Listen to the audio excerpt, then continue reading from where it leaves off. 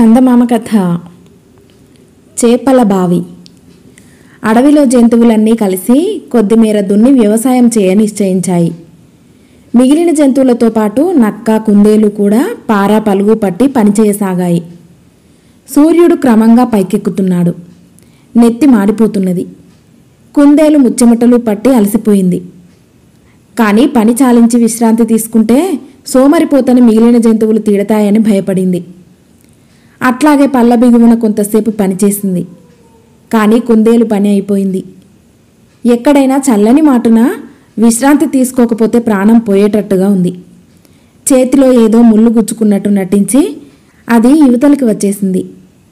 తర్వాత కొంచెం సేపు ఆగి ఇతర జంతువులు చూడకుండా పొదల వెనుకగా దౌడు తీసి తోటబావి దగ్గరికి చేరుకున్నది. ఈ బావి చెట్టు నీడన ఉన్నది. దానికి ఒక గిలక మీదుగా తాడు రెండు చివరలా రెండు బొక్కెనలు ఉన్నాయి. ఆ బావి నీడ చూడగానే కుందేలుకు ప్రాణం లేచి వచ్చినట్టయింది. అది ఒక్క దూకున వెళ్ళి బొక్కెనలో పడింది. మరుక్షణమే ఆ బొక్కెన కుందేలు బరువు మూలాన అడుగుకు దిగసాగింది. కుందేలుకు కంగారెత్తుకొచ్చింది. ఏమైతే అది అవుతుందని కుందేలు బొక్కెనలో కదలక మెదలక పడుకున్నది. నీటిని తాకగానే బొక్కెన నిలిచిపోయింది.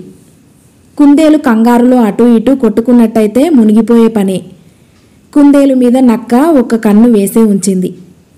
అందుచేత ముళ్ళు విరిగిందని వంకపెట్టి కుందేలు యువతలకి రాగానే నక్క అటూ ఇటూ చూసి చల్లగా తాను కూడా జారుకొని కుందేలు వెనకడితే వచ్చింది. కుందేలు బొక్కెనలో దూకి బావి అడుగుకు వెళ్ళిపోవటం నక్క అంత దూరం నుంచి చూసింది. ఈ కుందేలు ఏదో ఉపయోగం లేనిదే ఈ బావిలోకి దిగి ఇంతసేపు కూర్చోదు, లోపల బంగారం ఏమైనా దాచిందేమో అనుకుంటూ నక్క మెల్లిగా బావిని సమీపించి లోపలికి తొంగి చూసింది. బావి చాలా లోతుగా ఉండటం చేత నక్కకు ఏమీ కనిపించలేదు. కుందేలు బావా అని నక్క పిలిచింది. ఎవరది? నక్క బావా అని లోపల నుంచి కుందేలు కేక పెట్టింది. అక్కడేం చేస్తున్నావేం అని నక్క అడిగింది.